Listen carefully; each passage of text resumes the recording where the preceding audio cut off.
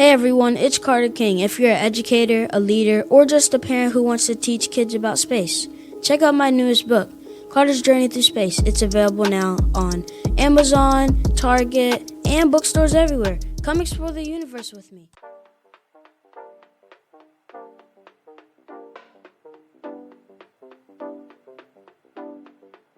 Welcome to another episode of the Contagious Culture Podcast. I'm your host, Kyle King, and the goal of this podcast is simple: to help you create environments where people thrive. Through real conversations, practical strategies, and powerful stories, we equip leaders, educators, and change makers just like yourself to build cultures rooted in purpose, performance, and authenticity. Because culture isn't something you talk about, it's something you live. This is the Contagious Culture Podcast. Let's get started. Welcome back to another episode of the Contagious Culture Podcast. I'm your host, Kyle King, and the goal of this podcast is simple: to help you create teams and ecosystems and environments where people thrive. Look, I have somebody on here that I highly respect, somebody that is doing phenomenal, impactful, and intentional work throughout the Twin Cities right here in America.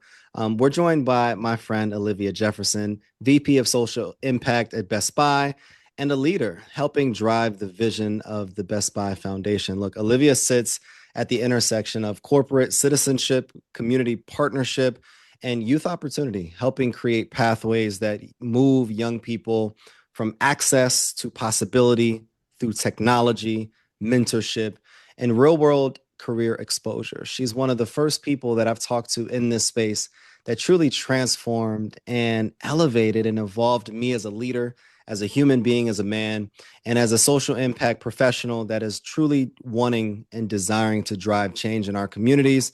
It is so great to see you, my friend. How are you? I'm actually doing really well, but after such a powerful introduction like that, where do we go? I I'm know. like, wow, thank you so much. Of course. Since the first time that we talked, and you really gave me so much perspective and a framework that we've really been able to dive deeper in, and really being able to optimize organizations, be able to identify partnerships, be able to prove and tell that story, tell that impact, and then how do you propel those relationships forward, has really been able to set a foundation to transforming so many organizations, not just here in North Carolina, but throughout the world. But I'd love to start with people that don't understand and don't know who you are. They may have read your bio, seen you speak on a panel, and maybe have met you in passing. Like, who are you outside of all of the work that you do?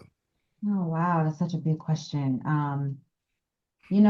First and foremost, I would say I'm a mom and a wife. So I am married to my husband. We have been married for 17 years. Wow. I know, and we're together 6 before we got married. So we've been together a really long time.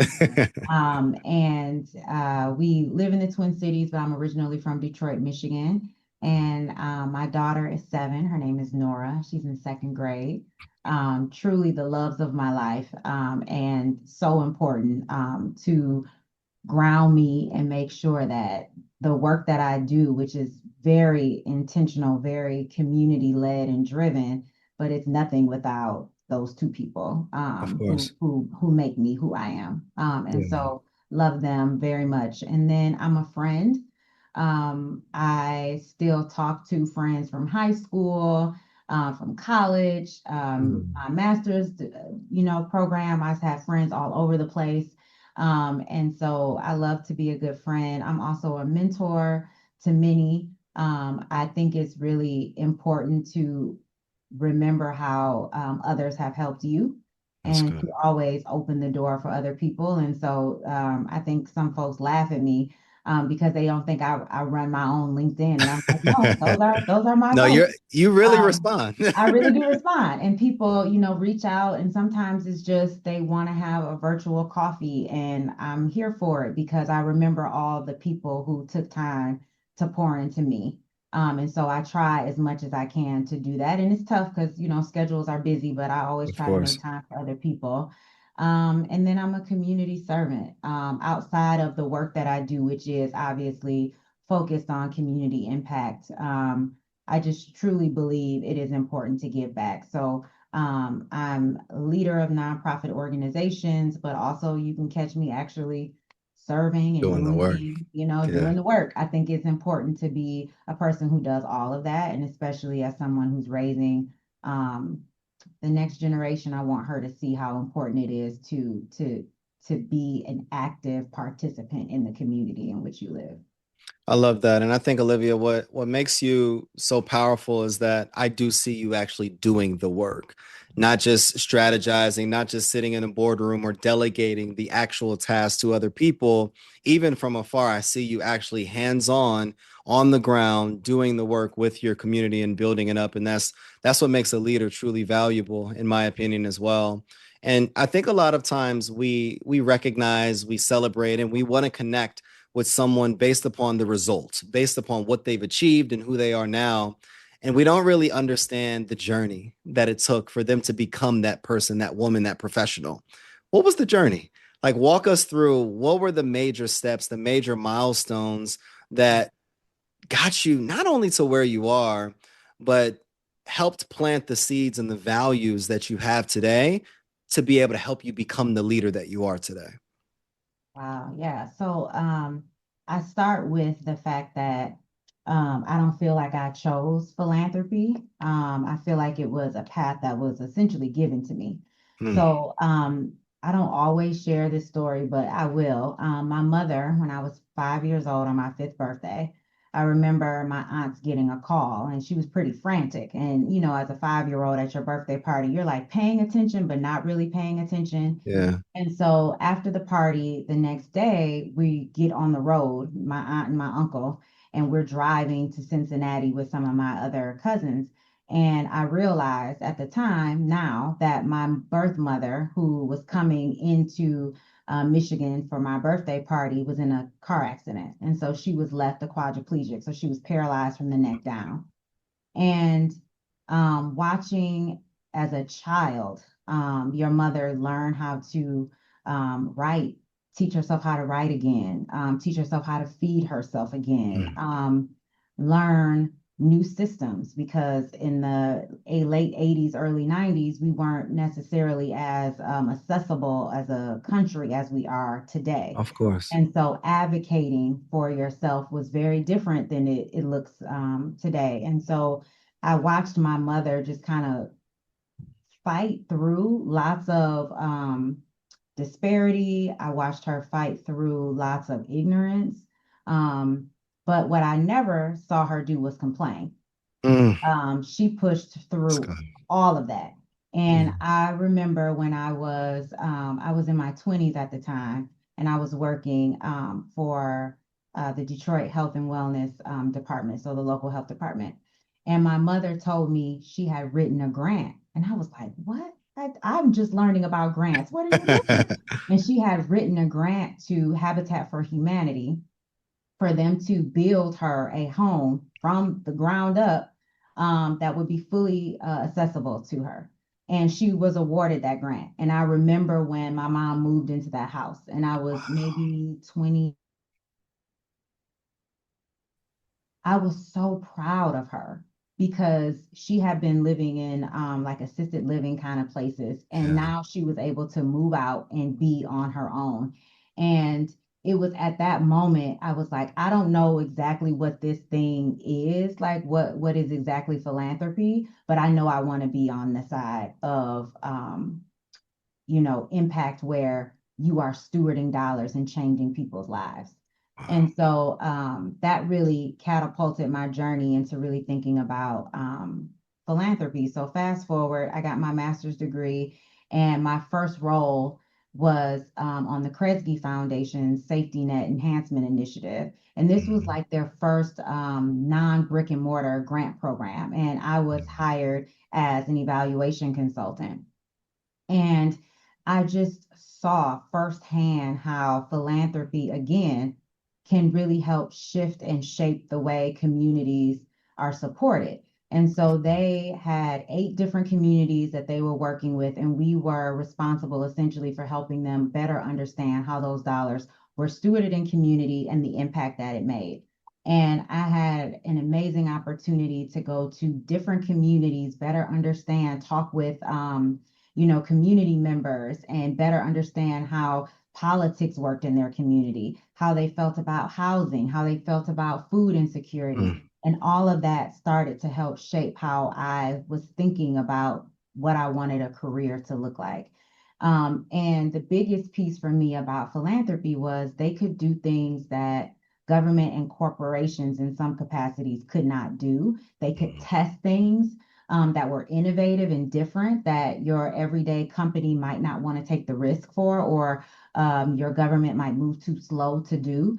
And Mm. I just fell in love with the field of philanthropy. And so now, how I landed in corporate philanthropy, That's the difference. different story. Not really sure about that.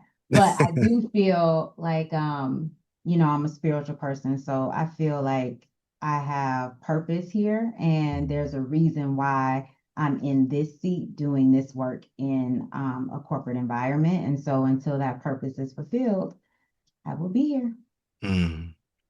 Let me just sit on that for a second about the power of fulfilling a purpose. For somebody that has had a very similar story, maybe didn't have that Mhm. exact same story, but had what I call that slingshot moment, something that pulled you Absolutely. back, made you realize that, hey, there's something bigger here. And this has given me the ability to want to serve more, want to give more. And it's rooted you in something more than just something tangible or something materialistic in a sense. Everyone has a story, but oftentimes in those stories, we carry an invisible weight of being impactful and showing up for our communities and doing all of these different things. So I'd love to know when we have this purpose that we're working to fulfill, but on the other hand, we have this weight that oftentimes wants to slow us down and wants to even think about transitioning out of this field in totality. What keeps you balanced and energized in those moments?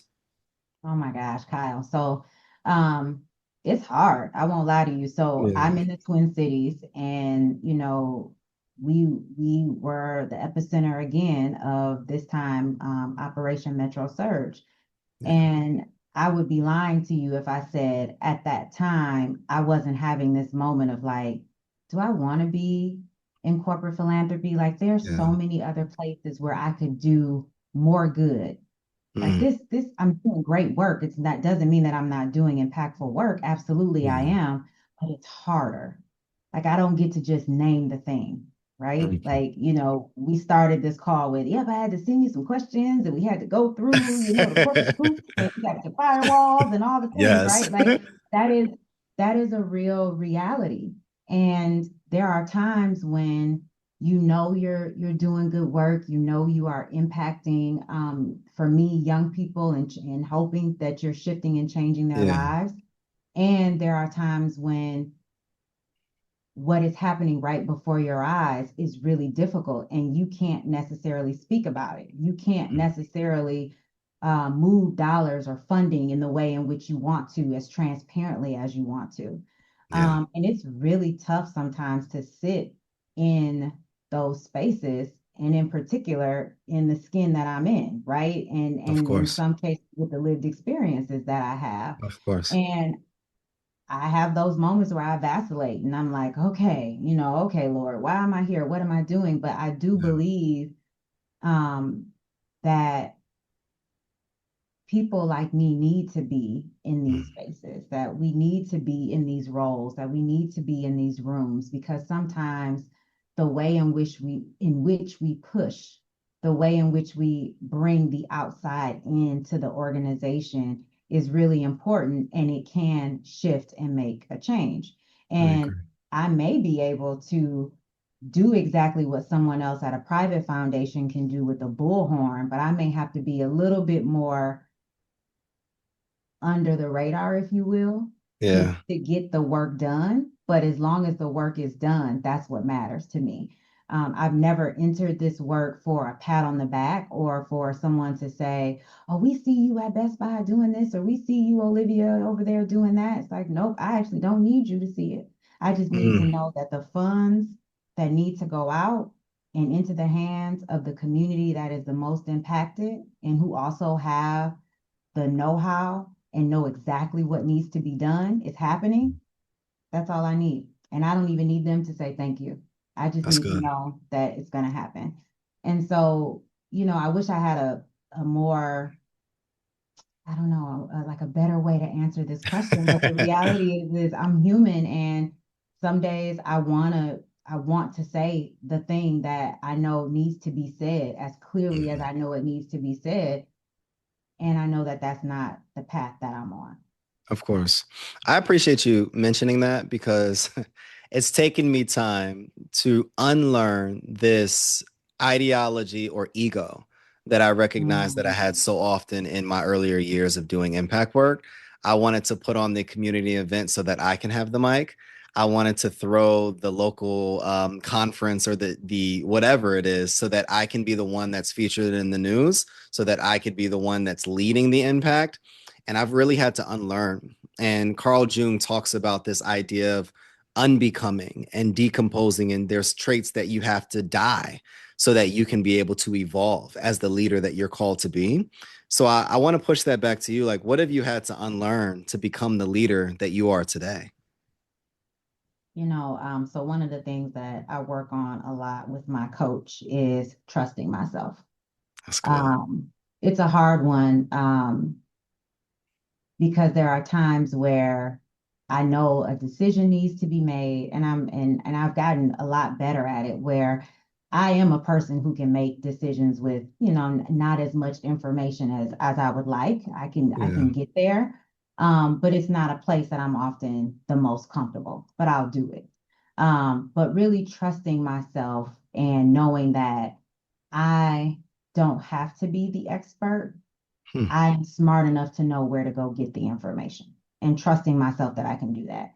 And I think some of that, if I'm honest with you, I think some of that comes from being a leader very young in my career. Yeah. So I told you I'm a spiritual person. One of the scriptures that always comes to me is from 1 Timothy 4:12, and it says, don't let anyone look down on you because you are young, but set an example for the Yeah. believers in speech and conduct and love and faith and purity. And so I lean on that a lot because my first position outside of college was leading two school-based health clinics in the city of Detroit. And I had a physician reporting to me, I had a nurse practitioner reporting to me, a medical assistant, and then a couple of health educators. And I was 20, maybe 23, 24 years old. Wow. And I was like, what is this that I have got myself into? Yeah. This is very intense. And I remember the general manager of the health department was my leader at the time. And she called me in her office and she sat me down and she said, I wanted to be really clear. I hired you for a reason, Mm. and you're not showing up the way that I know you can lead. And I was like, okay. Um, and what she said to me was, don't let your youth get in the way of you bringing your full self to the job. And Mm. also being open enough that you are young and using that as opportunities for you to learn and grow. And Yeah. she was like, I want to be clear. I know there are people who could be your mother that are reporting to you. That's Yeah. okay. You have something to give to them, and they have something to give to you. That's And that good. was a very hard experience to learn in my early 20s. But Yeah. it is something that I have always taken with me. And even though I still have these moments where I'm like, "Ooh, okay, I don't need to ask everybody for advice about this thing. Like I know what I need to do. I know Yeah. what the leader wants to do." Yeah. It can sometimes be that shadow that can still hang over me, because I'm a younger professional who's Yeah. had a very seasoned career already, Of course. and I'm very grateful for it. Um, but I also have to just remember to continue to trust myself. I love how you mentioned your coach and you referenced your coach. And I love Mhm. when I hear that from leaders because I think we shy away from the importance of mentorship and Mm, sponsors, advocates, and mhm. people, even at your tenure and what you've been able to accomplish, you're still leaning on another individual that's guiding you and holding you accountable to be your best self. Can you talk about the importance of coaches and sponsors and advocates and people challenging you in this season so that you could be better? Absolutely. One of the things that I'm really grateful for at Best Buy is that they really invest in their officer population. One of the best development programs I've been in has been at Best Buy. And so they also offered a coach for me. And my coach is amazing. And she does not hold back, which is great because I like to be direct. You are. And that's how I like my feedback. Yeah. And so it's been really helpful because there are times where I may say to her, just, being myself and being hard on myself, where I'm like, I feel like at this point in my career, some of the things that I'm still tripping up on, I feel like I should have by now. And she's like, but how does that serve you? I'm like, That's good. correct. That's Like, good. right. And so I think coaching is often there not to tell you that you're wrong or to have you come up with a different perspective for how you might want to do something different. That's a part of it, but it's also to hold a mirror up to you so you can see your leadership and how it might be showing up for other people, and also those places where you are maybe showing some visible insecurities or some places where you need to visibly grow.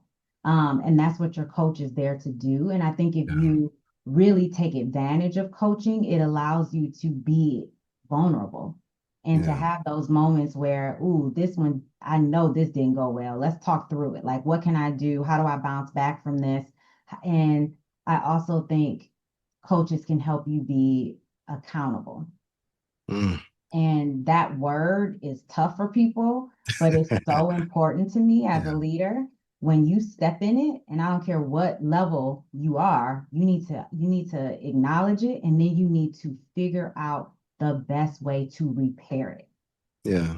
And not from a repair perspective from what Olivia thinks needs to be done, but from the person who was harmed by me. What do That's good. you need to see show up in me as repair? And that's hard to do, but it's necessary. And that's how I use my coach. I was speaking at the University of Maryland earlier this week to a group of college students, and we talked about just the importance of feedback, accountability, and that your resumes really don't hold as much weight as they used to. And you have to have these basic skills. And one of them that we talked about is the ability to receive feedback from other people, but then also once you receive it, implement it. Let's talk about this new community, this new generation coming up, these college professionals or college students that are getting ready to graduate the workplace. Do you believe, Olivia, that, and this is maybe a controversial question, that our college students are ready to be able to come into a Best Buy or to come into another major corporation and compete at a high level? Or what are some of the gaps that you're seeing from these college graduates that would make them more attractive for them to come in to a global company to be able to be competitive? Yeah, so one of the things that we do with our strategy in the Best Buy Foundation is really focused on how do we move from access to technology to really helping young people create economic opportunity and mobility, where they can really chart their own path from education to employment. And where we work with forward-thinking employers who are also thinking about like skills first. So not just the credentials or the letters behind your name, but really thinking about the skills that you can bring to the workplace. And a lot of what we've been hearing from trends, from also talking to young people, is that many of them are foregoing college, not because they don't necessarily think it's important, but some of them are foregoing college because of the debt.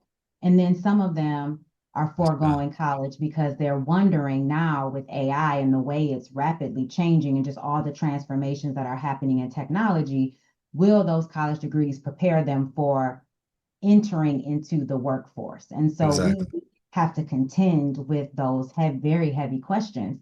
And so what our research has actually shown is that those soft or those durable skills are actually critically important. So much more so now when you have people who are walking around like this with their phone in their face and they Yeah. can't look you in the eye. And so many of us have gone to maybe even the grocery store, and it's a younger person there. Maybe they're college age over the summer, or it's a high school person, and they cannot have a conversation with you. That is fair. They're not looking you in your eye. They're having a hard time counting your change. Like just these It's are basic things. right. And Yeah. but they're things that we often take for granted that we Yeah. didn't think were the things that were going to be those skills that might set us apart. And That's now good. what we're seeing is that where some of those entry level jobs are starting to be automated, those softer, those durable skills are going to be the skills that are going to help you maybe leapfrog into industries in higher level roles. And so one of the questions that I've just been grappling with is, Hey, it's Kyle. Sorry to interrupt your programming, but I got a quick culture check for you. How's your team's energy right now? I mean, literally, right now. Are people feeling inspired? Or are they just showing up? See, here's the truth. Culture doesn't change because we talk about it. It changes because we live it actively every single day. And that's what I help organizations do. Build contagious cultures that people actually want to be a part of. Through keynote talks, interactive trainings, and hands-on consulting, I help leaders transform the way their teams connect, perform, and grow. So if your culture needs a little bit of spark, let's light it up together. Visit theculturelab.org, again, theculturelab.org, or connect with me directly on LinkedIn at Kyle S. King to learn more about how we can work together. Because remember, your culture is contagious. Make it worth catching. Now let's get back to the program. well, what are we going to tell our young people? What are the skills that they are going to need when the entry level jobs are now being automated? And when you look at the economy that we're in today, where you could literally go out and find a unicorn because of the economic climate that we're in and the Yeah. layoffs and all the things that we've seen just in the ways in which our economy is moving, you have 21-year-olds who are competing with 40-plus-year-olds who have 20-plus years experience for Exactly. what used to be what we thought might have been a job that's right over entry level. Yeah. And so what do we tell them are the skills that they are going to need to be able to compete? And so I'm personally, for all the listeners out there, I am looking for partners who want to get together and think about how we equip young people to go into the workforce, knowing that we are undergoing such rapid change. I was my family and I, we went to Charleston, South Carolina this past weekend for my son's spring break.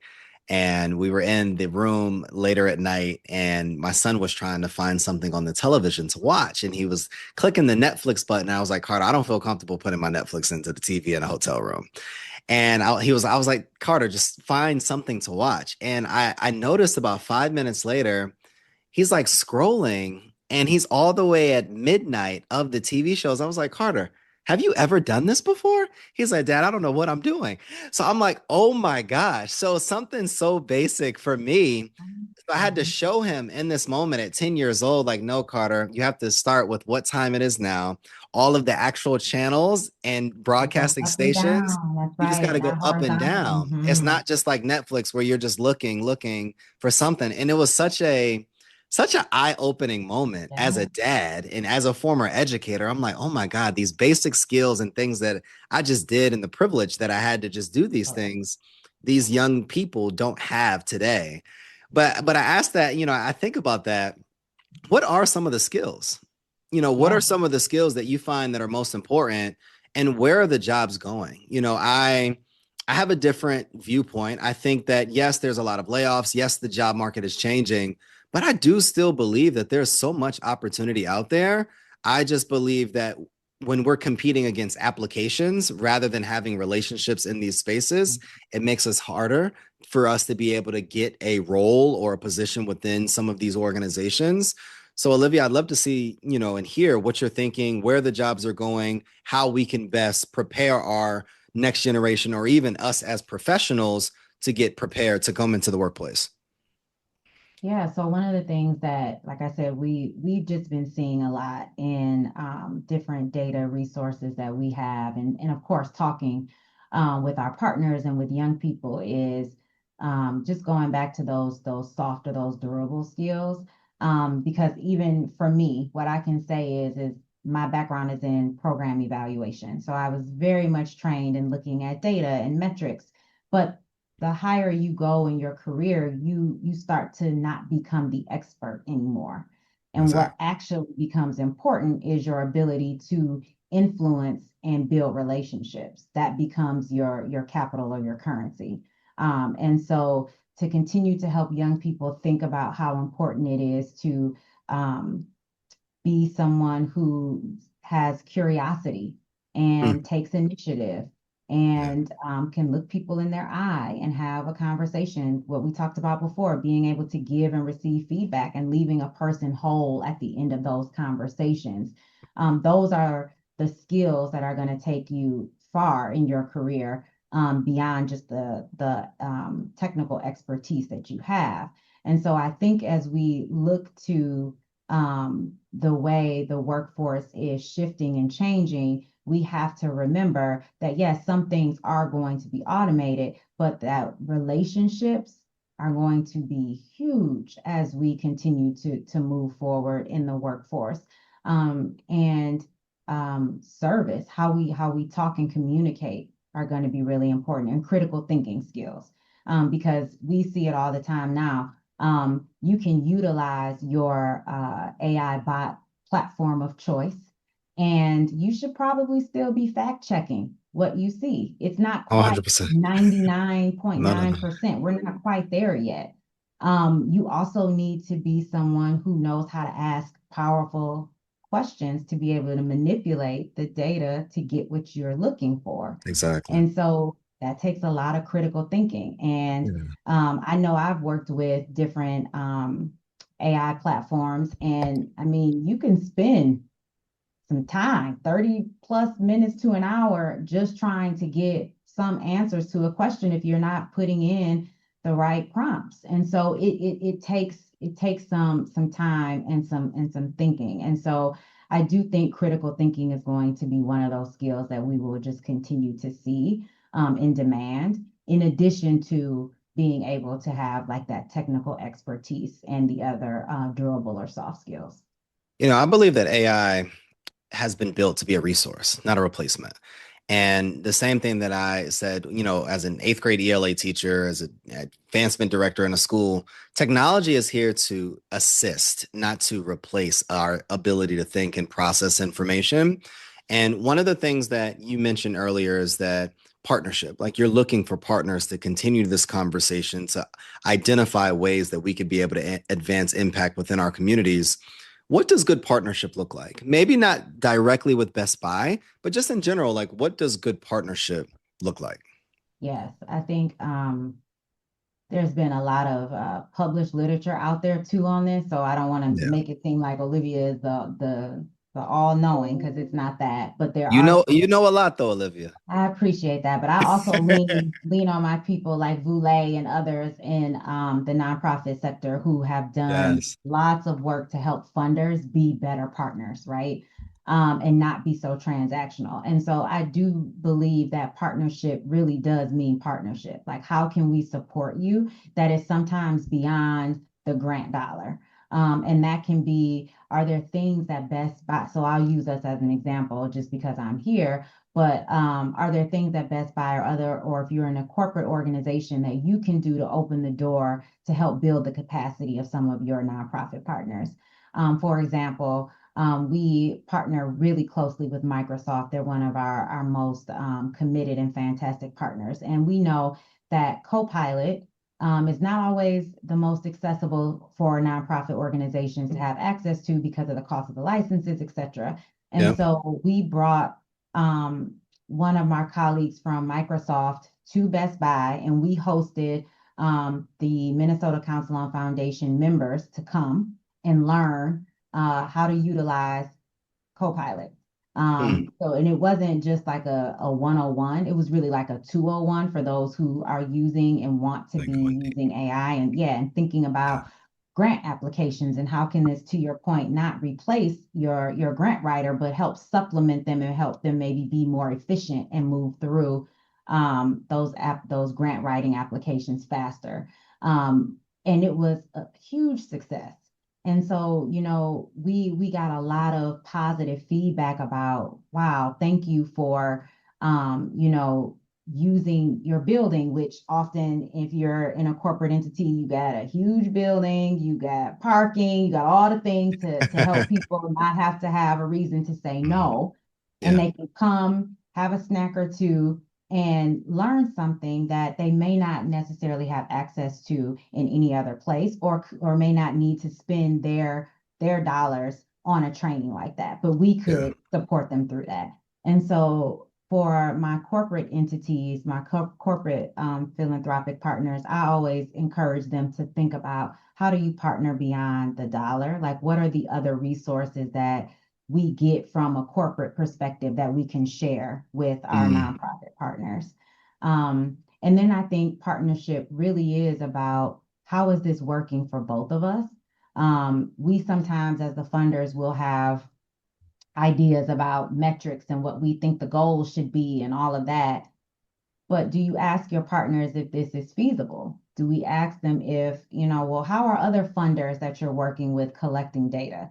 Because I don't want to make you slice your data um, for 13 to 18-year-olds because that's what I want. And then you got another funder that actually Mm. only cares about 14 to 24. And now your analyst who works for you, who might just be part-time, is now overtaxed, right? So how do we Exactly. think about partnership differently? What are the goals that you all have that you need to show to your board as well? And how can I assist you in that? Are there Yeah. things that we can come together on to think about evaluation and metrics differently? I do think partnership really should be give and take.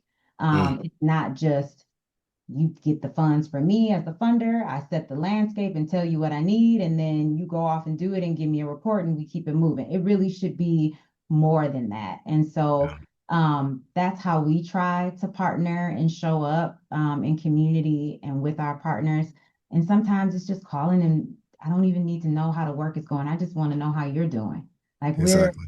especially, had some hard times in Minnesota, not even just recently, but in general. And Yeah. so picking up the phone and just letting people know that you're thinking about them and that you see them doing the work in Yeah. community goes a really long way. And that for me is real partnership. How do you assess, an organization of your size? You get a lot of requests, you get a lot of emails, pitches. It's hard to even get you on the phone, Olivia, and I know you. Um, like, how do you assess, or could you take me through your vetting process? Because I understand going through the back and forth and identifying ways that this could work, but how are you vetting organizations on the front end, or how would you recommend an organization vetting organizations on the front end to mitigate a lot of the time wasted or investment wasted on the front end because this just isn't in alignment? Yeah, so I don't want to go too far and talk too shop and get all in the details of all of that. Yeah. But the one thing I would just say at a super high level, because I think it's important to your question, is I never want a nonprofit organization to feel like they need to shape shift themselves into our work to That's fit good. with us. That's good. And so when you look at our website, which we're updating, so don't everybody go there today. There's some things we need to update on there.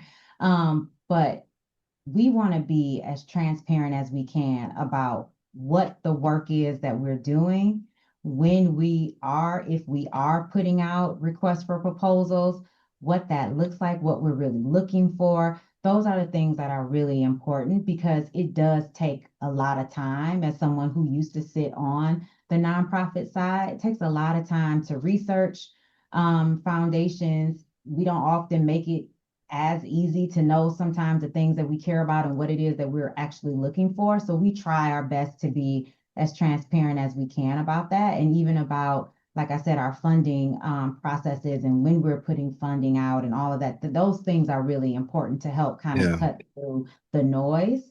Yeah. Um, and the other thing that I think is really important is that we also hop on phone calls too. So it might be hard to get me, but I do have a team of other people who don't mind getting on the phone and having a conversation so we can make sure there's alignment before anything is like put pen to paper. I love that. Because we don't want folks to waste their time. Of To me, course. that's the worst thing you can do. And so I do think being very clear on your outwardly facing materials, whether that be one pagers or your website, those things are really important and can help just kind of cut through some of that bureaucracy that can get in the way of what is it that you're really looking for. I love how you mentioned to essentially not shift your mission just to go after dollars. And I No. find that a lot of organizations are doing that and they're moving further and further away from mission and their actual work because they're just chasing funding priorities and then it creates some challenges. What would be your advice to that organization that is doing great work, but just simply can't identify or lock down a good partner or a funder to be able to continue to expand their impact? Yeah, that's really tough, and I know how hard that is. The reason why I would say I don't want a nonprofit to feel that they need to do that is because it becomes really hard to keep up with. If you're moving too far away from your mission and what you intended to do, the dollars are needed and they're so important and it's not to minimize that, but what can happen is then you start to lose your capacity for doing the work, or you're doing something that you're not necessarily the greatest at, but you're doing it because you have, the interest of a funder. And Yeah. so advice would be to just continue to find and look for organizations that are directly in alignment. But then also, I think, I hate to say it, but like good development people are excellent at, okay, who do I, taking 5 minutes of your time to just say, okay, Olivia, like you're great. I know we're not in alignment with you, but who do you know that you think would That care is about this work? And so exactly. use those moments when you have another gift officer on the phone, or you have someone from an organization that you're having coffee with, and there isn't a necessary, a direct alignment Yeah. there, to also say, well, who else in your network do you think would be interested or might want to fund this kind of work? That's Because, good. like I said, those relationships are so important. And you just never know. It might not be a great fit for me, but that doesn't mean that I don't know other people in my network who would love to maybe think about and fund the particular work that an organization is doing. I love that. And earlier, even in the introduction, we talked about the work that Best Buy Foundation is doing. Can you talk about what that work looks like for people that, heard the bio, heard the introduction, following along as like they're as intrigued with you as I am, but they're really like, but what does that work look like in communities and how are you supporting and advancing impact? Yes.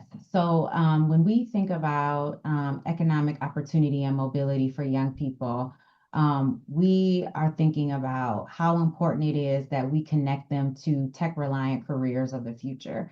And we were very specific about the wording that we use, whether we're saying tech enabled or tech reliant, because what we know is pretty much everything we do is enabled by technology. One of my coworkers said this the other day, and I thought it was fantastic.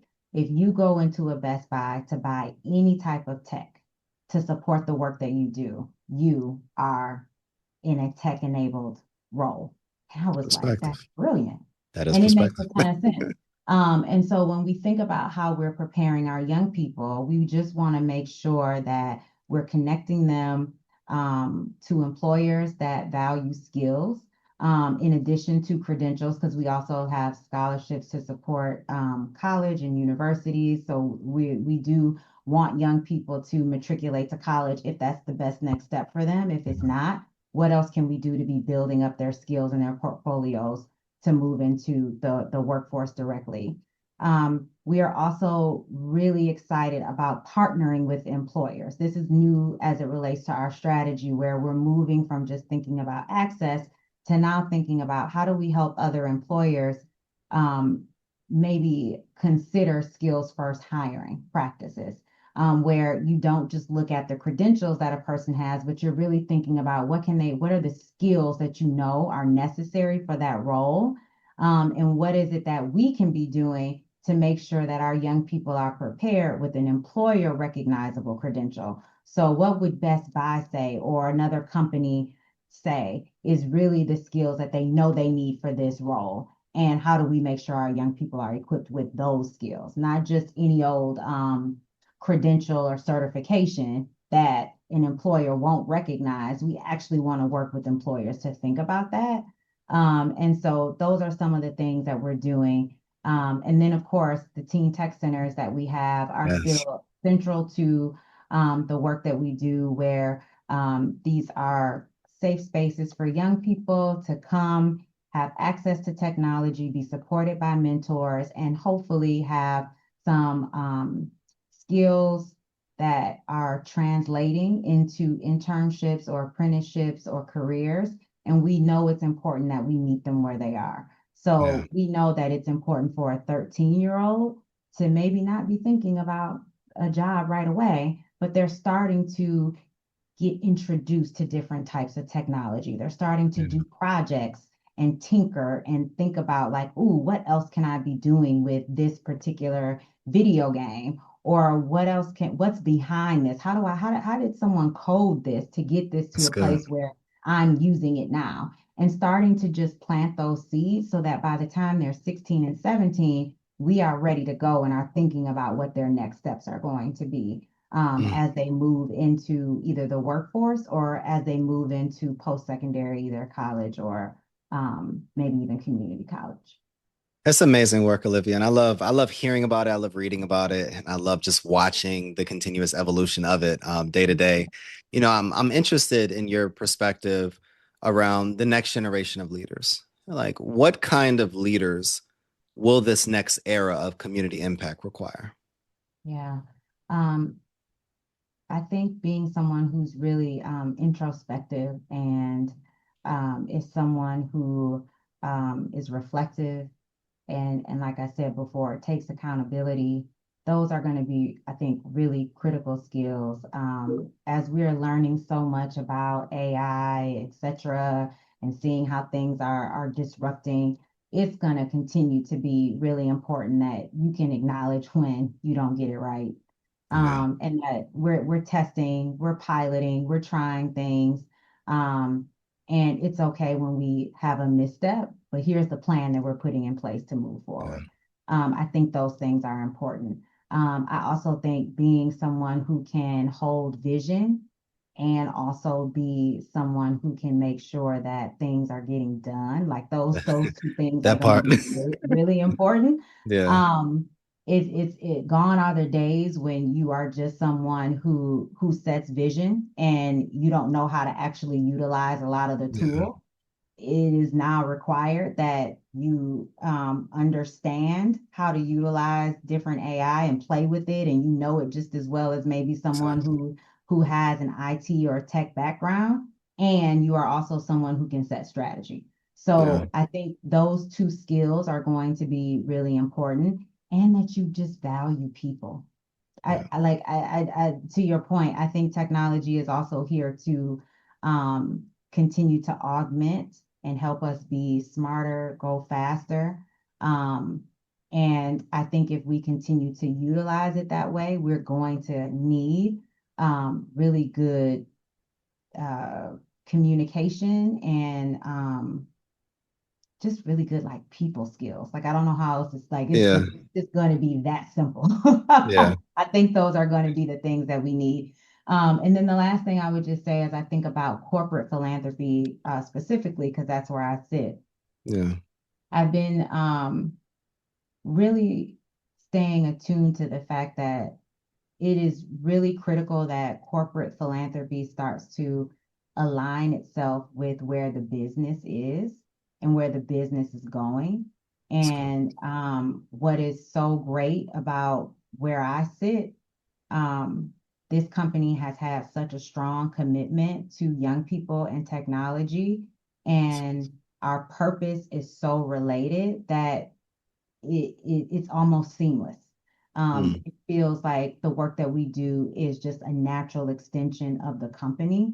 And that is something I couldn't ask for a better setup, if you will, because I have strong leaders and advocates internally because the connection is there and they see it, and then they see the next evolution as the company is looking to grow and evolve. They also see that the foundation is also growing and evolving, and that's exciting to be in this place. Olivia, this has been such a thoughtful and powerful conversation. I appreciate you so much. I always enjoy talking to you, Kyle. I really Right. do. Thank you so much for your heart, your wisdom, and just your work in continuing to lead this work on a day-to-day basis. Where can people find more information about you, the work that you're doing, as you all, again, continue to advance that impact in your communities? Absolutely. So I'm on LinkedIn, Olivia Jefferson, and it's just that. You can find me there. I'm not that great with the other parts of social media, just to try to keep the mom and personal kind of to myself. Yeah. But in terms of the foundation, the Best Buy Foundation has a website, so you can find us there. And then, of course, we're also linked on the Best Buy corporate website as well. So we're making some changes to the foundation website. So looking forward to any thoughts people might have about where we're going and how we're evolving. And again, like I said, looking for partners to help think about some of these big, meaty issues that are really going to impact our young people and young adults to come. So really excited and grateful to be here. Thank you, Kyle, for the invitation. So happy that I was able to be a part of this amazing podcast series. I appreciate you so much. And anybody still listening, thank you for your listenership. Thank you for the work that you're doing. And go follow Olivia on all of her channels and go continue to advance impact within your community. One of the questions that we always ask our listeners is, what type of culture are you building? The energy you bring is the culture you create. Go make yours worth catching. It's another episode of the Contagious Culture Podcast. I'm your host, Kyle King, here with the amazing Olivia Jefferson, and we'll see you all next episode. Thanks for tuning in to the Contagious Culture Podcast. If this episode challenged or inspired you, hey, take a second to share it with someone who's building culture in their world. Make sure to like, subscribe, and leave a review. It helps more leaders, educators, and change makers just like yourself join the movement. You can connect with me on LinkedIn or YouTube at Kyle S. King for more tips, tools, and methodologies to be able to help you create this ecosystem of absolute excellence. Until next time, lead boldly, live intentionally, and remember, your culture is contagious. Make it worth catching.